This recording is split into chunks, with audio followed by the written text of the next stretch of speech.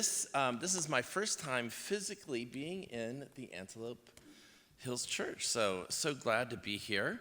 Although I have felt a connection with this congregation for many years. After seminary, one of my good friends was assigned here as a pastor, Jim Lorenz. And I don't know if any of you are still remember Pastor Lorenz, but he was here and I was down in Southern California, and he kept telling me every year, you got to come to Northern, you got to come to Northern. And I said, you know what, Jim? I said, I don't trust air I can't see, because I'm from Southern California, right? We can see the air down there. And but one thing led to another, and the Lord brought me here to Northern, and this has been home ever since. So good to see you all. I love that passage. There was a connection in the scripture reading that you did and that we just looked at that connected with our youth Sabbath school. One of the texts and one of the comments in our youth Sabbath school lesson that we were looking at was the importance of humility. We can't grow with God if we don't have a certain approach of humility, because otherwise we just keep doing what we're doing, right? Because we're sure we're so sure that what we're doing is the right thing. And so in order to grow with the Lord, we have to have an attitude of humility. So I am grateful for that. One of my favorite questions to ask anybody is, what am I missing? To assume that there may be something that I'm missing. I may not know it all. So, except when I'm talking to my kids. No, that's my son Hunter's here, so we're grateful to have him here with us today. Let's ask for God's attendance once more. Father, we just ask you to bless us, to bless my words, that they not just be mine, but they may be yours. May we turn our hearts to you. May we be filled with you. May we seek not our ways, but your way. And may your will be done. We ask this in Jesus' name. Amen. So that word peculiar, I've had some experience. What does peculiar mean? And as I was thinking about being peculiar, I've had a couple different experiences personally with being peculiar. I grew up in a house that was not very far. It was a couple miles from Disneyland. And so our house became the free hotel, motel for everybody, all the relatives and all the friends who wanted to go to Disneyland, right? They would come and stop at our house. And my family was, on my dad's side, was one of the only Adventist families. All the rest of my relatives on my dad's side were all Baptist. They were good Baptist. And growing up as a kid, I loved to go to the Baptist church. We'd go to Sabbath school and worship on Sabbath, and then we would go with all of our Baptist relatives, and they had Sunday school with coffee and donuts. And as a kid, I thought, man, if only we could embrace some of our Baptist heritage. But people would come and visit us, and being the only Adventist, my mom would cook Adventist foods. And some of her favorite cookbooks, she gathered recipes from all over, but some of her favorite recipes were from the Apple a Day cookbooks, I think from Loma Linda. And if you remember the Apple a Day 1, Apple a Day 2, and there was a time when I had to help our youth cook for the community, and there was even a section back in there on foods to feed 50. I don't know if those were potluck dishes, right? You could bring it, and you had everybody covered. Well, my mom would cook recipes out of there, and she would make it for the Baptist family, and they would sit down at the table, and she'd serve them. How is it? And they would say, well, Aunt Lavina, that's something else. Now that meant peculiar in a bad way, right? Something else. Yeah, I don't know what else to say, but it's something else. That's not what I was expecting. So that was one observational thing I had about the meals at my house were peculiar to those relatives. I had another, let's see, am I on here? I'll do this. I had another experience with being peculiar myself. As a growing teenage boy, it seemed like I could not wear a pair of shoes out, right? I always needed a bigger pair before the first pair were worn out, the last pair. So my dad would always he was looking for a deal, right? Looking for a deal for our kids' clothes. And he went to Big Five one time after work before I saw him, and he went and found a deal. He found some shoes that were 90% off. Now, that's a good deal, right? Good deal. Good deal. See, there's a problem with shoes that are 90% off. That means they've been on the rack so long that nobody wants them. But they were in my size. They were size 12. And this is back in the day when everybody wore white tennis shoes. Almost all tennis shoes were white back then. And these were bright green with bright yellow soles. And I think my dad told me a story. My dad liked to tell stories. I think he liked to tell these stories. They were special imported, one of a kind, handmade. I don't know what the story was. But I went to school wearing these shoes, and there was one thing. I was peculiar, right? And everybody looked at me, and they weren't like, where did you get such cool shoes? They were like, where did you get those shoes? It was all in the tone of their voice.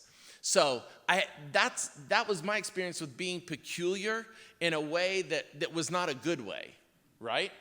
I stood out, but not in a good way. So I got to thinking about this whole idea of being peculiar. As Seventh-day Adventists and growing up as Seventh-day Adventists, for a long time we've talked about the importance of being a peculiar people, right? And there were a lot of people there were a lot of Christians at the same time as the birth and early growth of Adventism that latched onto this too, that read the passages that talked about God wanting us to be a peculiar people, and that was how they explained their differences, right? Because it's different. As Seventh-day Adventists, there's certain distinctives about us. So I want to share with you a couple verses here. In the King James Version of the Bible, first published in 1611, Deuteronomy 14:2 includes this verse. For thou art a holy people unto the Lord thy God, and the Lord hath chosen thee to be a peculiar people unto himself, above all the nations that are upon the earth. So there it is, right? God has chosen us to be a peculiar people. Even in the New Testament, 1 Peter 2:9 reads this, but ye are a chosen generation. Now, I like being chosen, right? God has chosen you to be his children. That's a good thing, isn't it? All right. You are a chosen generation, a royal priesthood. I like that. A holy nation, a peculiar people. That you should show forth the praises of him who hath called you out of darkness into his marvelous light. And finally, Titus, we can read this. This is talking about Jesus, who gave himself for us, that he might redeem us from all iniquity and purify unto himself a peculiar people, zealous of good works. Now, I love that last part. I think that last part really, if we just stopped right there, to me, that's one of the defining characteristics of a peculiar people. People who are zealous for good works, that are zealous for doing good.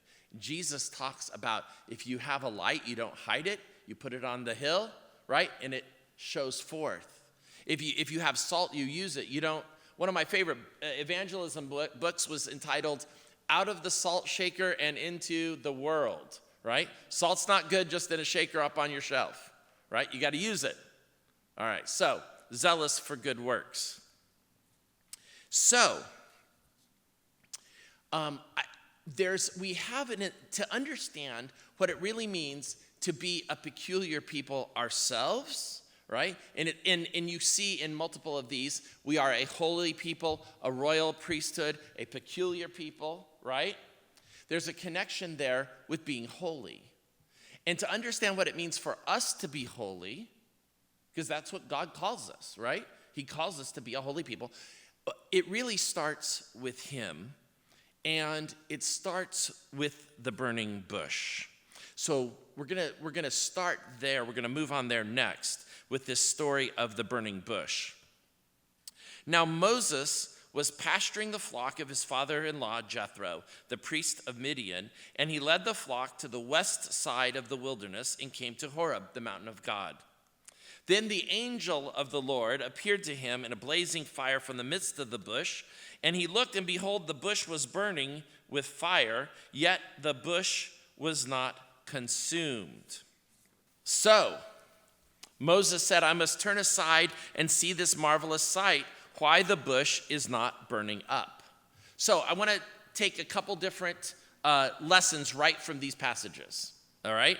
Number one, Moses was not so busy that he could not turn aside, that he could not pause to see what was happening, right? Sometimes we can be so busy and we're like, Lord, why aren't you showing me your will? Why aren't you helping me know? Why aren't you revealing what you want me to do?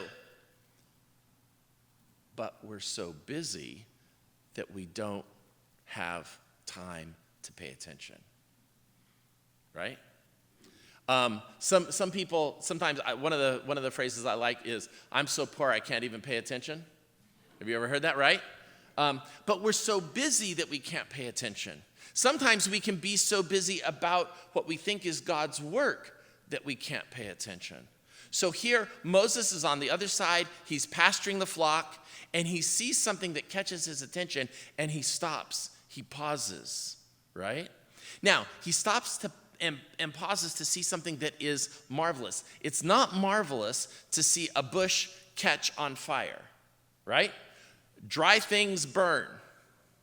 I had a lot of friends and friends and church members in the Pasadena fires, the Eaton fire, and some houses were taken, some houses were left, right?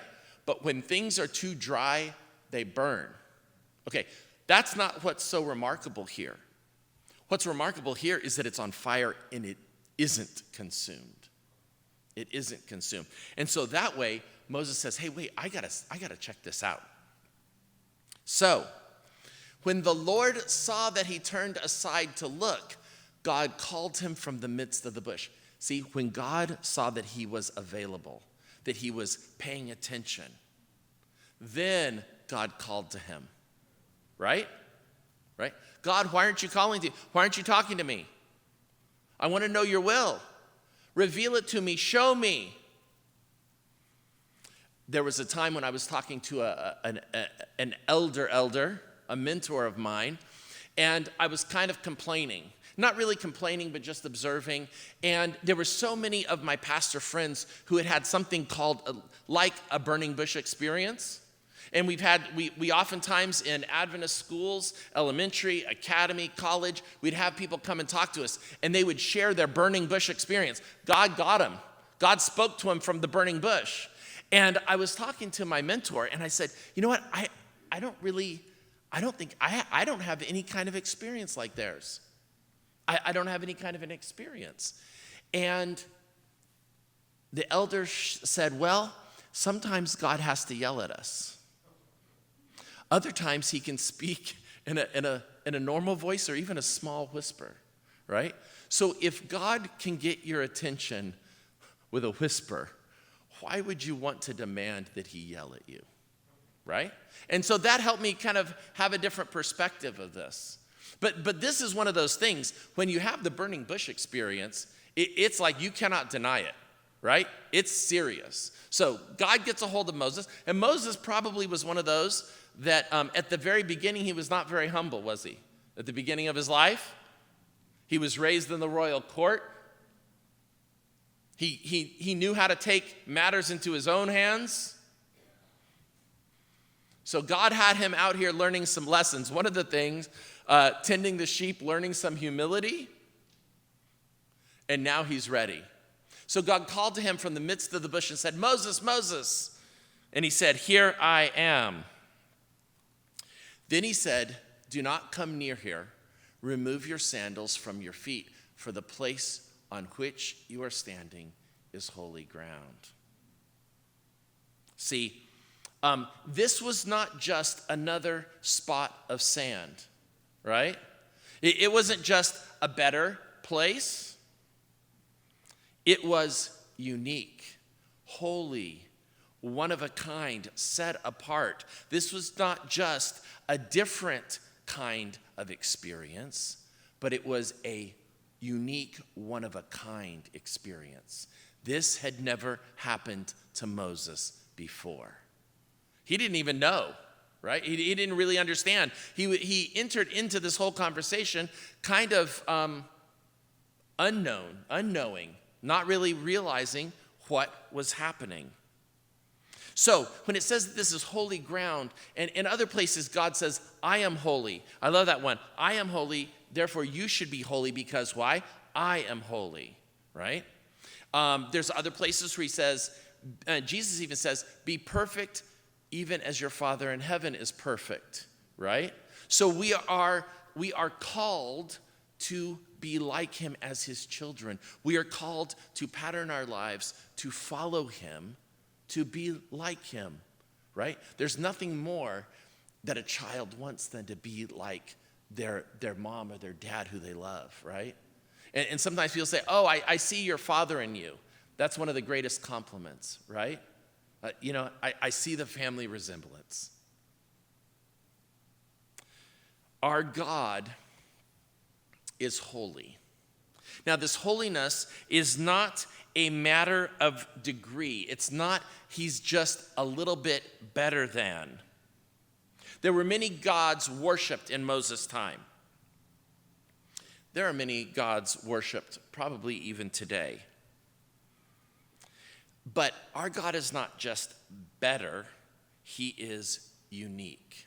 He is not just different, he is holy. There is only one like him, right? He says that at the end of the book of Job.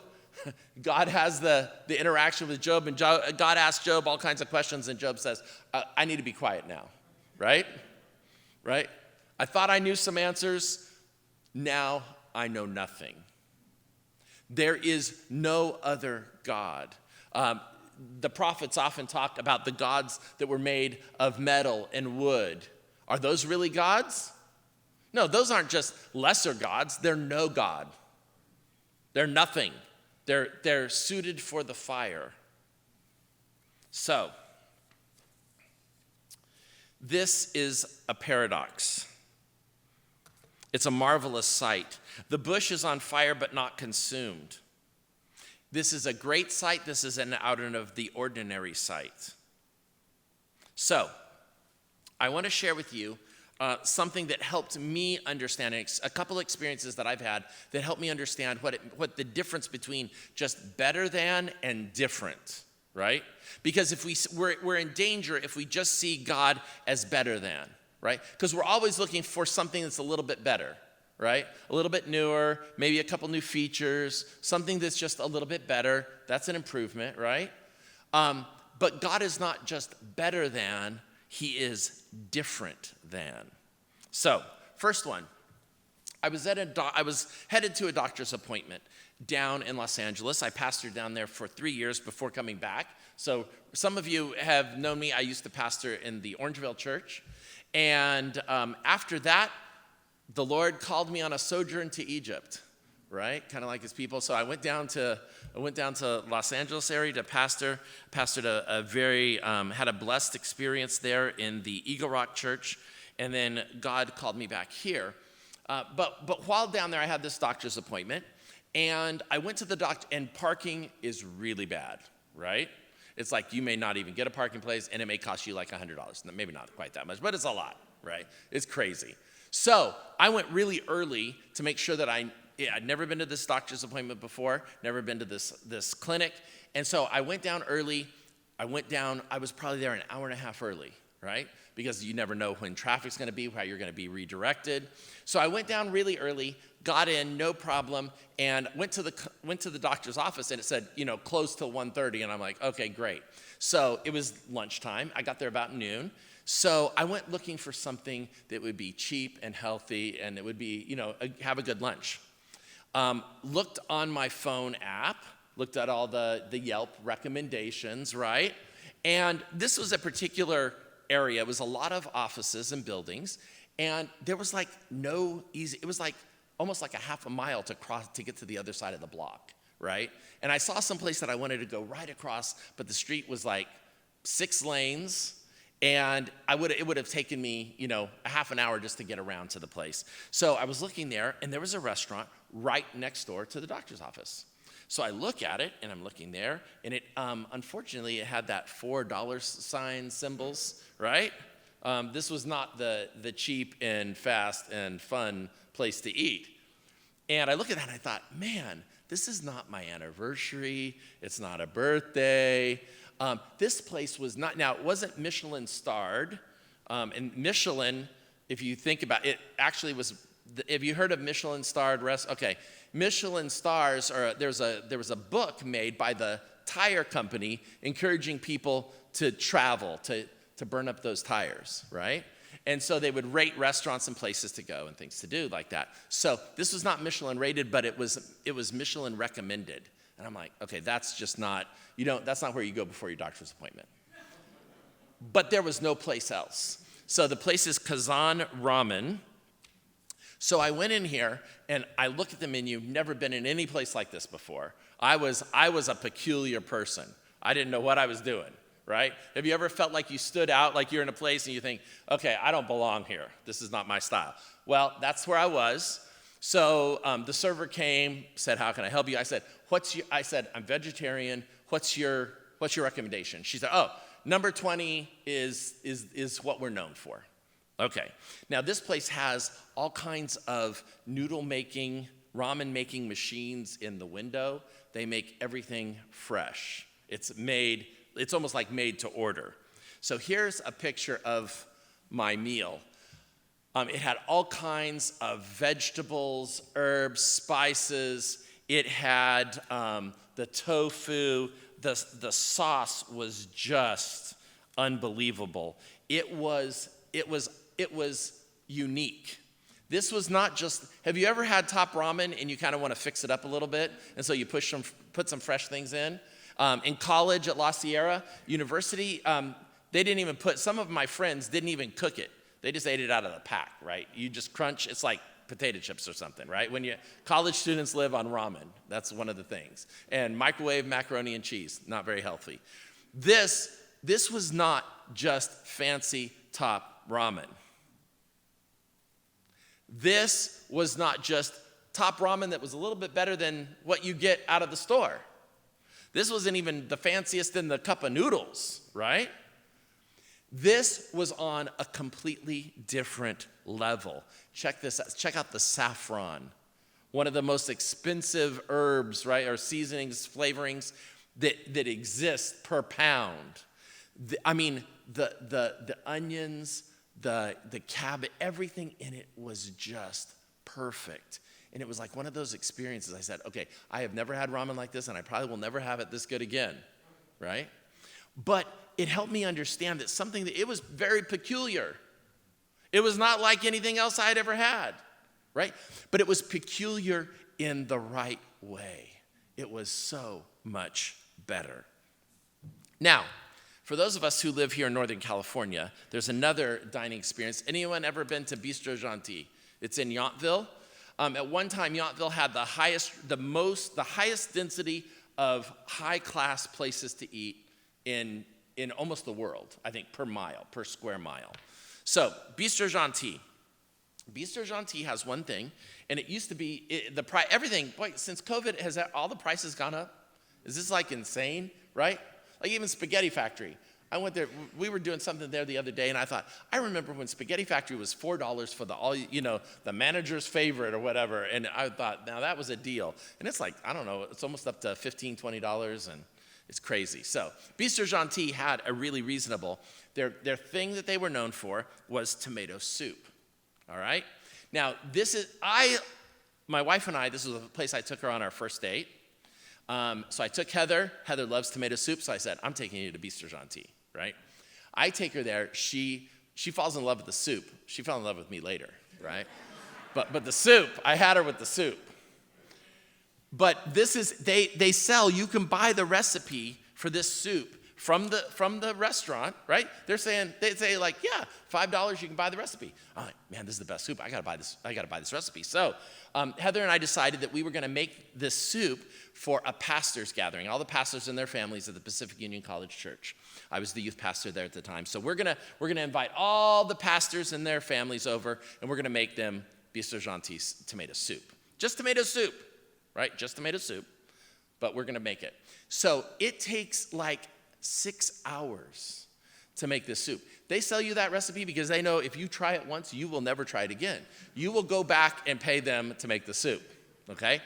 This has, you peel, you roast you blacken the tomatoes, then you peel them, then you roast them, then you mix them with a bunch of other stuff, then you roast them again, and you've got 5 different kinds of tomatoes, then you blend it all up, and you have some cream, then you put it in this pedestal bowl, like an urn, right? And then you put a puff pastry on top. So what happens is the crackers are baked right? The salt, it's not saltines. This is a puff pastry, golden brown with an egg wash, right? And then it comes to your table, and you take your spoon, and you crack through that crust, and it kind of collapses all into your soup, and it's like, this is not Campbell's soup, all right? That's not what this is. I like Campbell's soup. I'm good with that, right? Little milk in it or half and half to cool it down, that's okay. This is tomato soup on a completely different level. This is peculiar tomato soup. I have another, that's what inevitably happens. That's the way it goes.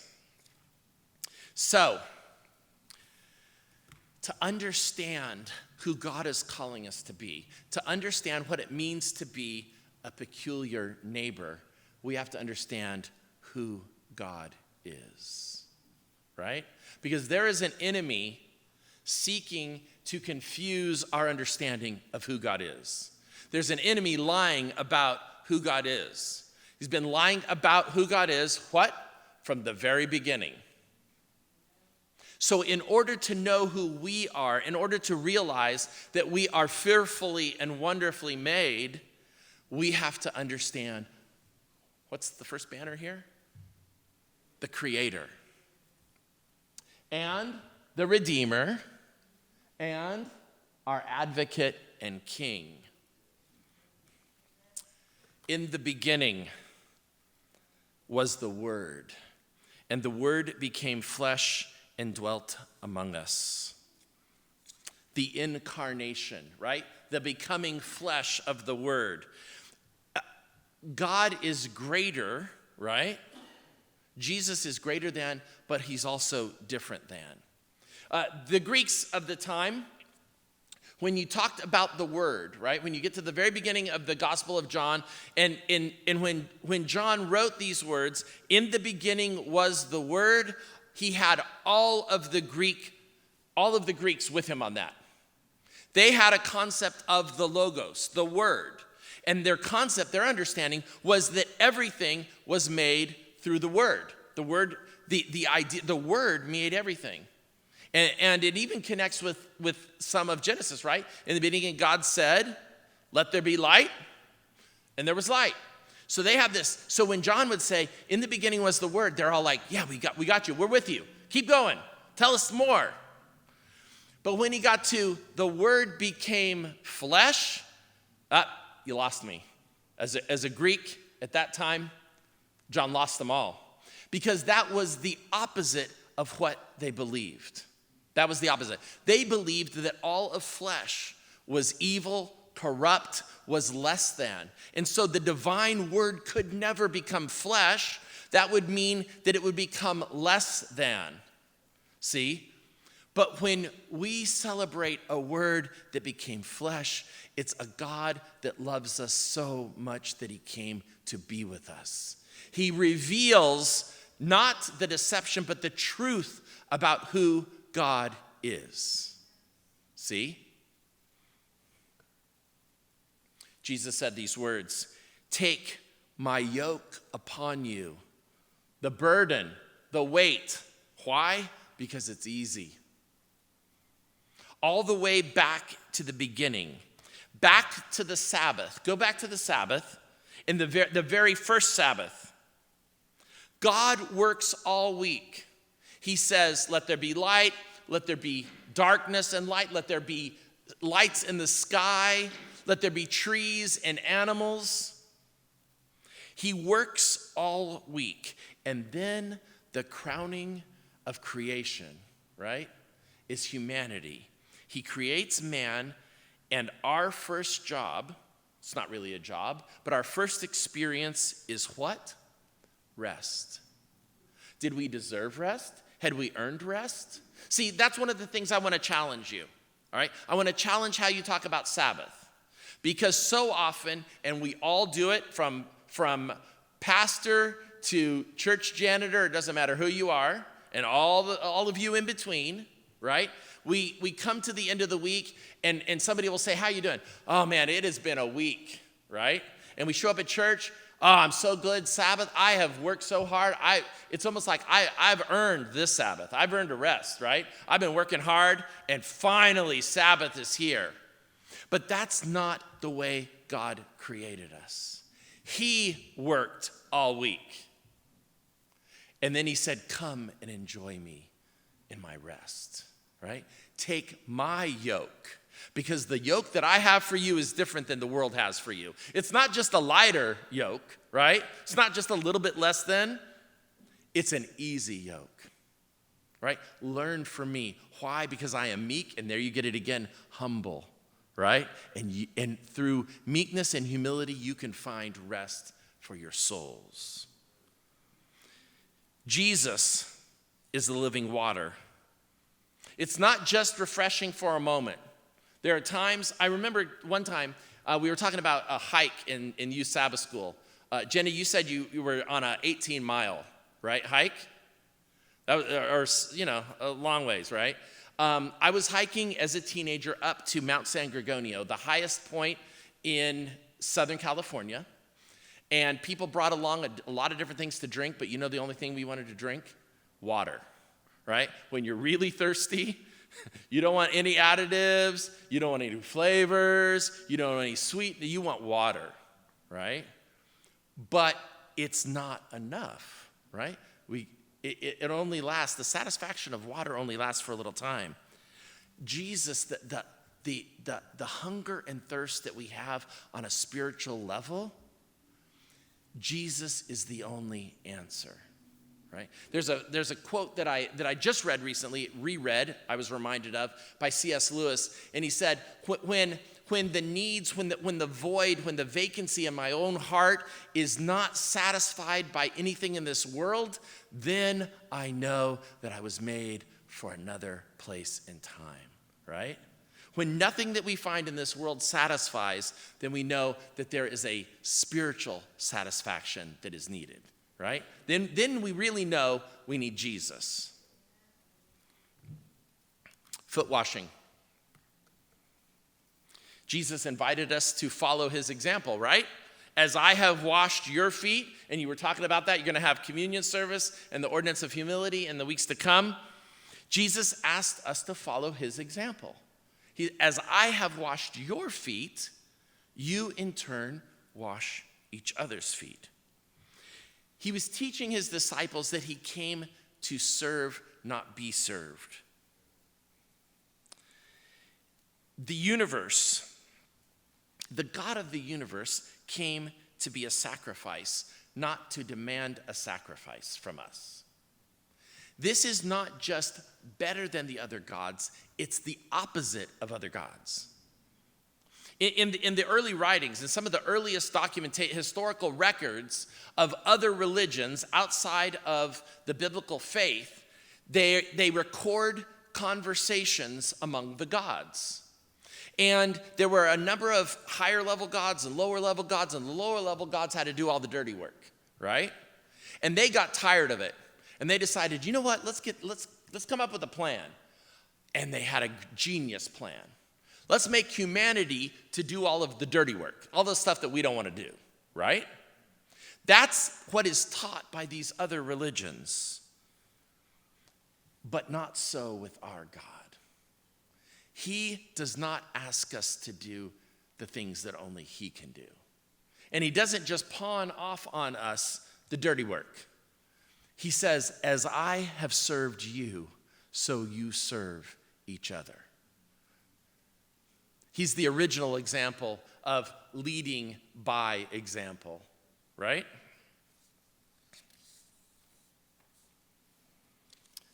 What other God in all of the earthly pantheon of gods would sacrifice himself? So it's not just in the foot washing, it's also in the communion service. He says, This is my body broken for you. This is my blood spilt for you. Do this in remembrance of me. And so each and every time we repeat the Lord's Supper, we repeat the ordinance of humility, we are reminded that our God is totally different from every other God. Jesus is holy. He is unique. He is set apart. He is great, marvelous. He is different. Matthew 5 reminds us this. You have heard it said, you shall love your neighbor and hate your enemy. But I say to you, love your enemies and pray for those who persecute you, so that you may prove yourselves to be sons of your Father who is in heaven. For he causes his sun to rise on the evil and the good, and sends rain on the righteous and the unrighteous. It would be a little unfair if we saw God's favorite people walking around with like a little rain cloud to water their garden, right? And the rest of us are like, man, my sweet peas are dying, all right? They're shriveling up on the vine. He shares his goodness. He causes the sun to rise for you as well as me. For my house and my neighbor's house. 1 Thessalonians, see that no one repays another with evil for evil, but always seek what is good for one another and for all people. Right? Now, it's not just those in our fellowship, in our family, right? Those are the people who treat us well. It's easy to treat them well, right? So not just for one another, but for all people, even if I don't know you, right? Even if I don't know you.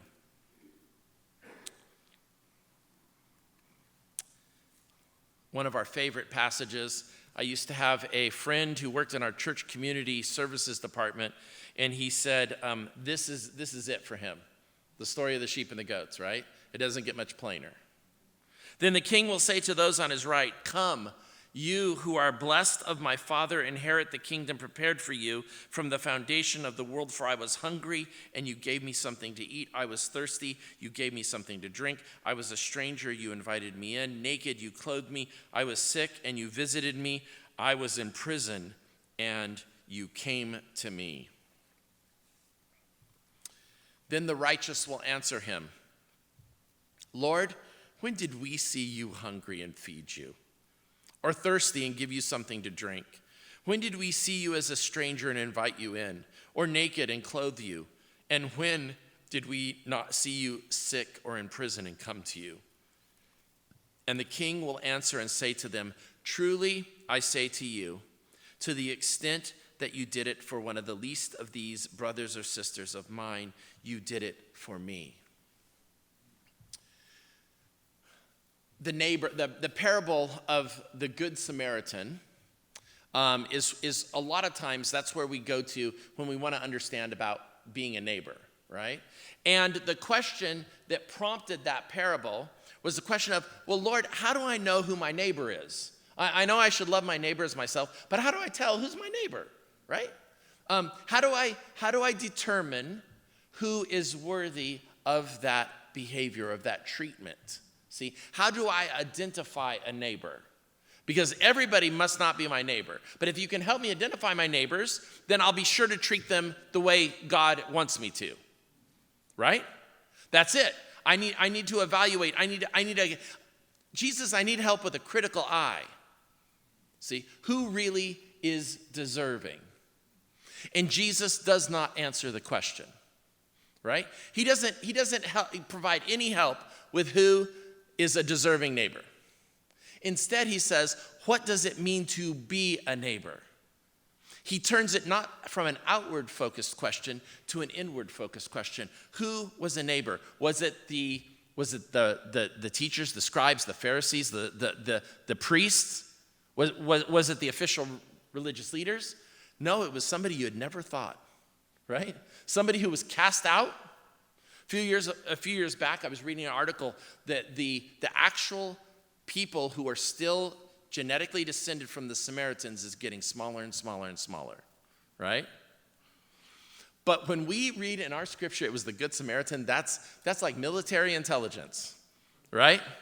They thought, or the things they said about Nazareth. Could anything good come of Nazareth? Wait, Jesus is from Nazareth?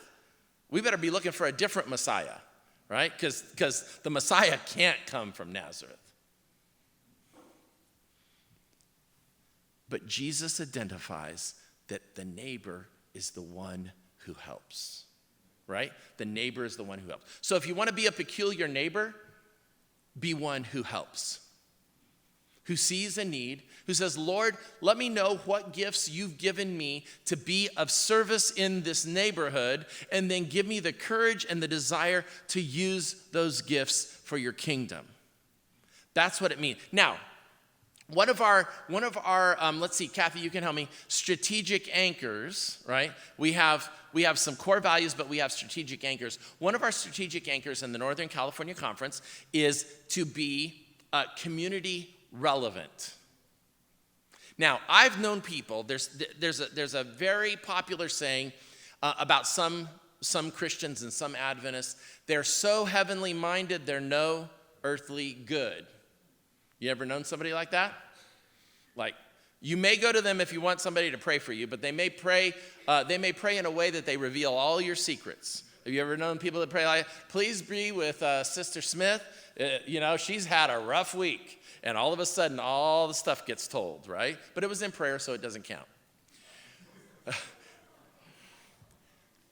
God is calling us to be community relevant, right? Not just helping people with the way that we think they should be helped, but helping them in ways that really matter to them. Now, I had an experience with this. The Lord taught me a good lesson.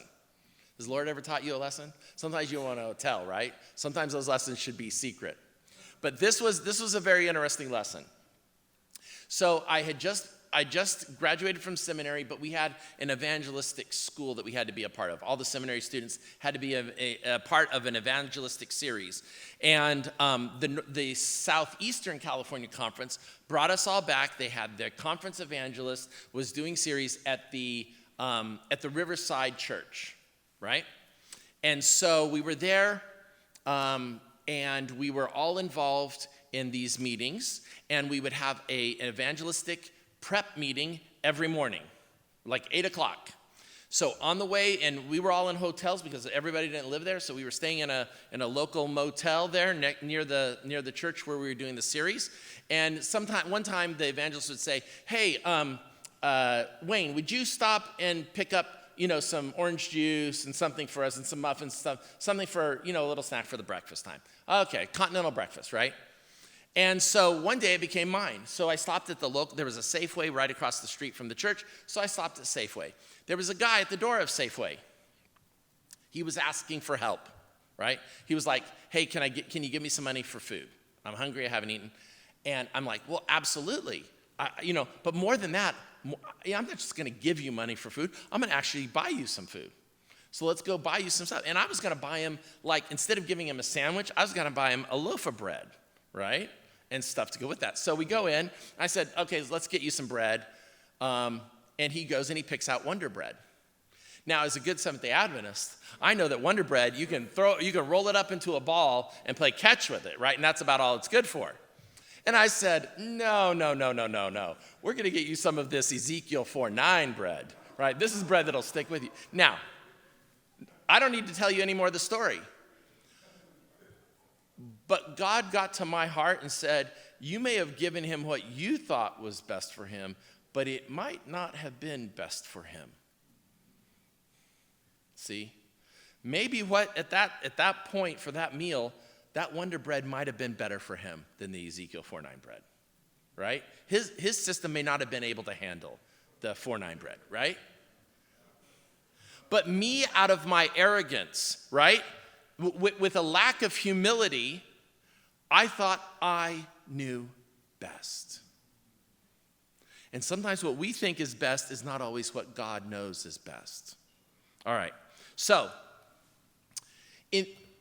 all of this is just kind of my dialogue with the Lord on what does it mean to be peculiar.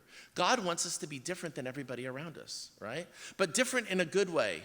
Not just because you wear weird shoes, right? Or you eat weird food. That's not the primary ways in which God wants us to be peculiar. So in looking this up, I found a sermon that Ellen White delivered in Copenhagen, Denmark in 1885. That's a while back, right? But she's talking about being peculiar. And here's the quote I want you to look at. If one of us we're called to go through such a trial as Joseph. She's talking about Joseph and how all the trials. I mean, to have your family basically sell you as a slave, right? Fake your death. I mean, that's pretty bad. All right. So if one of us were called to go through such trial as Joseph endured, would we have borne it without complaint or murmuring? I would have been complaining to the Lord, right? I'd be saying, Lord, I do not deserve this. I don't care what I've done. I don't deserve this, right? With family like this, who needs enemies? But here's what she says about Joseph. He forgot his own trials and sought to help others. Even in prison, he made himself a necessity and a blessing. How to become a peculiar neighbor? Make yourself a necessity and a blessing. Now, one of the questions that we always ask as Seventh-day Adventists, if this Antelope Church, if this church ceased to exist tomorrow, right, would anybody care in the community? Would anybody miss it? You all would miss it. Would anybody in the community miss it? See, that's what it means to be community relevant. That's what it means to be a peculiar neighbor, to make an impact in the community. Be a necessity and a blessing. Have it be so that everybody who comes into contact with you, have it to be that your neighbors say, you know what, I don't know about everything. I may not know a lot of things, but I know that member of the Antelope Hill Seventh-day Adventist Church, they're a blessing. See, they're a blessing. I know that. Because God says, as I am perfect, as I am holy, as I have blessed the whole world, you follow my example.